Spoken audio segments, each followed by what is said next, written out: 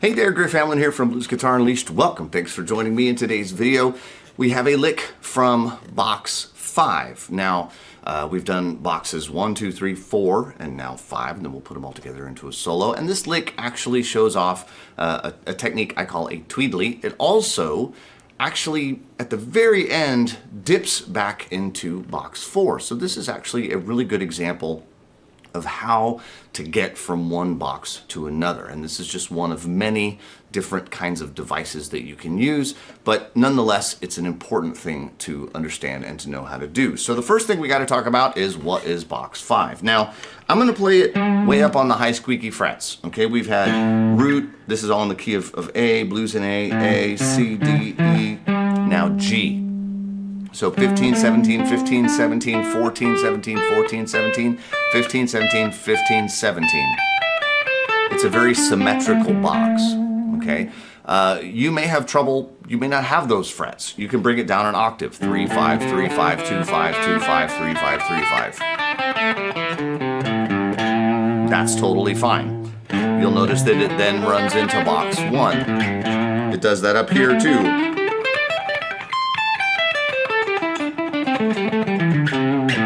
Right, when you understand how those connections are made, you can move between them.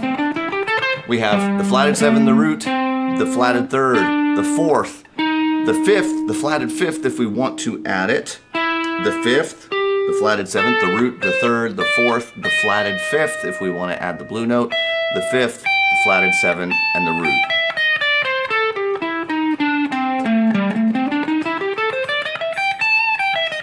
My apologies for being ever so slightly out of tune down there on the low end. Old guitars are not perfect. We do the best we can. All right, so in any event, let's take a look at the lick itself.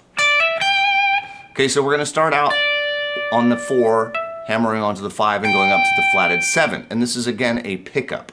1 and 2 and 3 and 4 and 1 and hold it across that bar, 1 and okay? Now we're going to do something that I call a tweedly, and this is a great move when you're moving down a box. Okay? And the way we're going to count it, so the flat 7 is going to hammer onto the root and then back.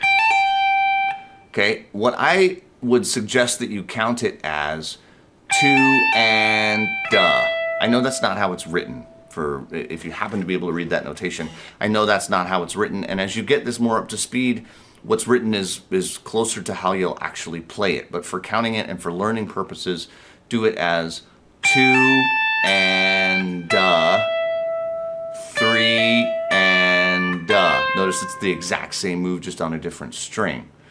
On beat 4, we have the 14 to 17, 4 and but on the slide down to the 12th fret. Now that puts us back into box 4.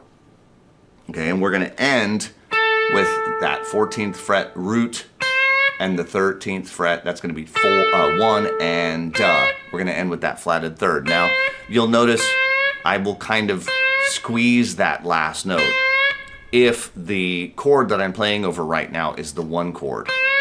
If I bend it a half step, I get the major 3rd. I don't want quite that much. I just want what I call the blues squeeze. So it's kind of halfway between the minor 3rd and the major 3rd. Again, only if what I'm playing over at that moment happens to be the 1 chord. If you're not sure, just leave it as the flatted 3rd. Maybe slide it off. Do something with it to get it done quickly. Okay, so in time, again, this is 4 and 1 and 2 and 3 and 4 and 1 and okay, 3 and 4 and 1 and 2 and 3 and 4 and 1 and now this idea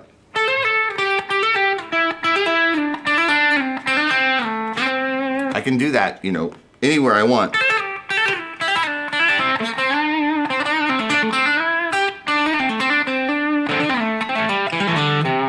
Right? You can do that all day long.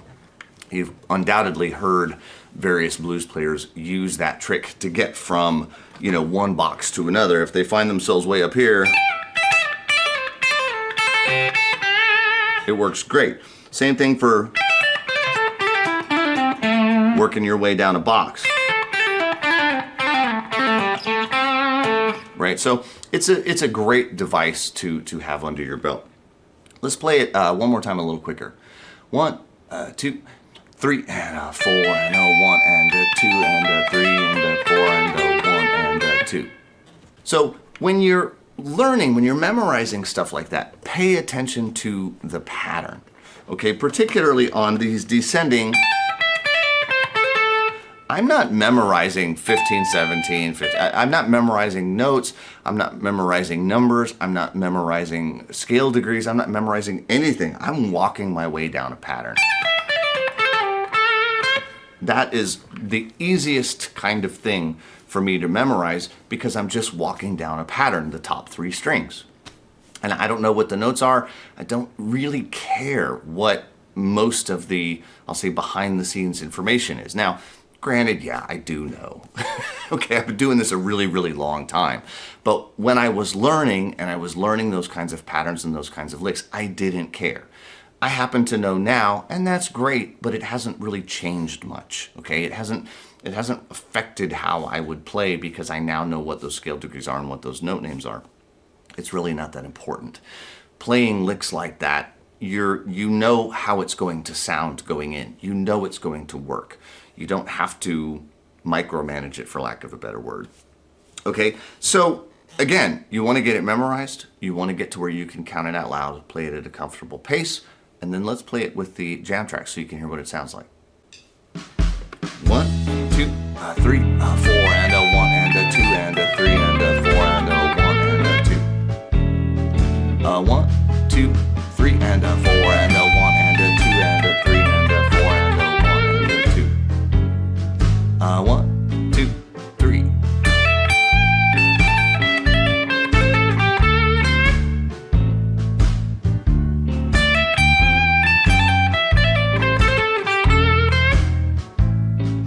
All right, and that is actually going to wrap up our 5 licks in the 5 different boxes. Now, again, in the actual course, there are 10 licks in each of the 5 boxes.